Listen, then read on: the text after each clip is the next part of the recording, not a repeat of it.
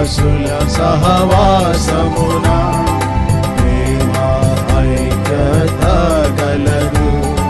విశ్వాసుల సహవాసమునా ప్రేమ ఐక్యత కలదు అని చెప్పేడి దినములు మన మధ్యకు రావలెను అని చెప్పేడి దినములు మన మధ్యకు రావలెను.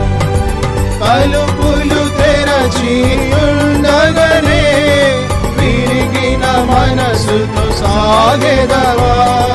తలుపులు తెరచి ఉండగనే విరిగిన మనసుతో సాగెదవా. కాలమపాయముగానుండే సమయము సద్విని